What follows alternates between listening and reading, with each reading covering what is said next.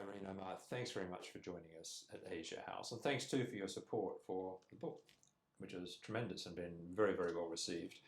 Uh, what's the reasoning behind it from AirAsia's perspective? Why support this sort of a publication?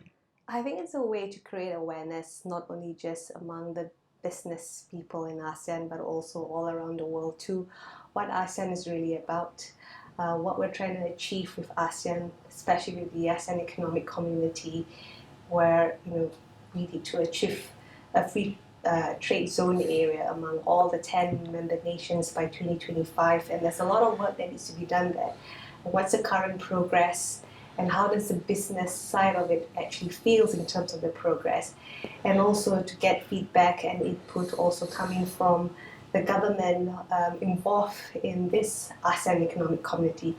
And it's a way to make the public understand what we're trying to achieve, public to understand what the businesses are trying to achieve, because a lot of this, as you can see, is a lot of push coming from the private sectors and what the government needs to do in order to achieve what they hope to reach in terms of the goal of the ASEAN Economic Community. And that is the title of the book, ASEAN from Vision to Reality.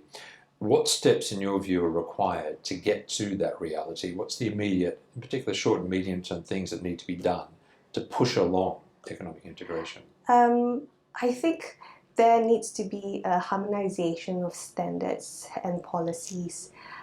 These are what you say, the non-tariff barriers. They're still there in all the countries in ASEAN, basically. And I think if we understand that these rules and regulations needs to be harmonized and standardized, then we can see further a quick progress of what we needed to do to ensure that the free trade zone becomes a reality. And although there are some working groups from each country working towards that, but the progress has been quite slow. It's been quite limited, and the same issues are being discussed every year. So I think one way to speed this up is to ensure that there's heavy involvement of the ASEAN Secretariat. Perhaps the mandate needs to be stronger. Perhaps there need to be a more resourced ASEAN Secretariat in the sense that it was able to monitor, it's able to set up an action plan and make sure that each member countries follow that action plan and the timeline being set for. So we need to build that ASEAN Secretariat. We need to be able to build a body that monitors the progress of each country in ASEAN. Global trading architecture is changing dramatically. We have the US pulling out of TPP and the anti-free trade rhetoric from the Trump administration. We have Britain leaving the EU. We have China positioning itself as the advocate of free trade and the champion of globalization.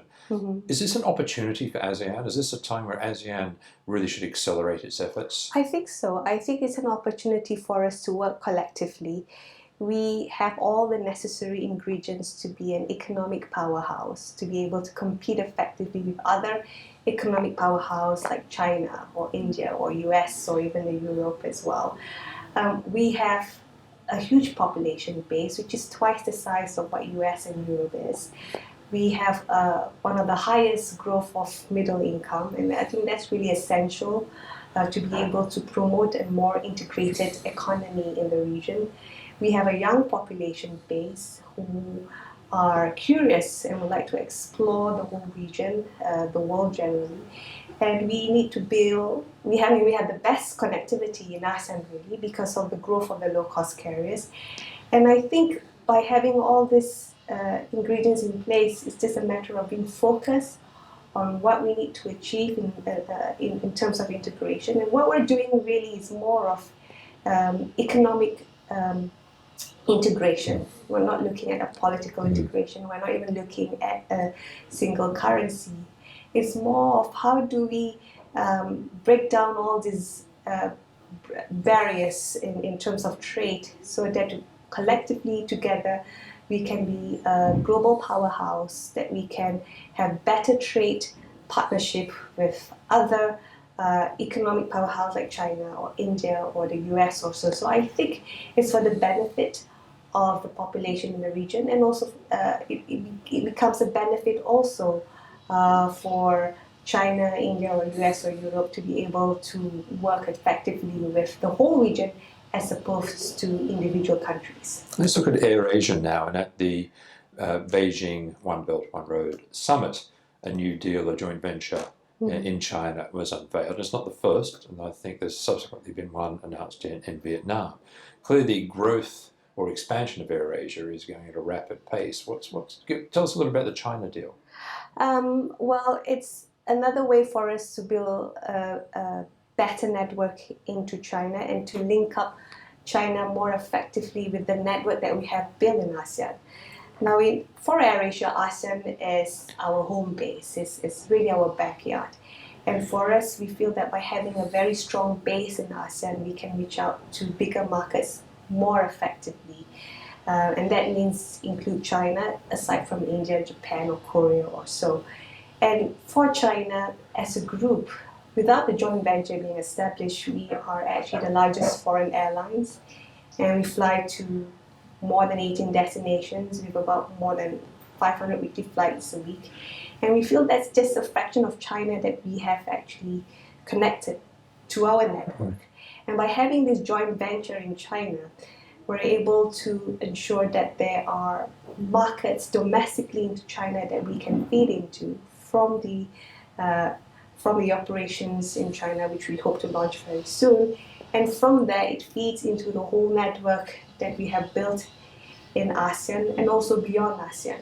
So this is the kind of connectivity that we're seeking, is as in not just building the breadth and depth of what our network is in ASEAN, but from there, how do we connect the ASEAN to the rest of the world more effectively, especially into China, into India, Japan, Korea, and so forth. Okay.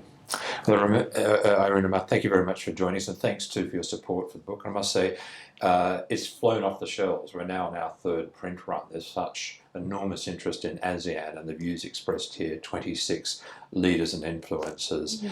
There's been great interest in it. So we're very proud of it. We hope you are too. And we look forward to talking to you again next time you're in London. Thank you.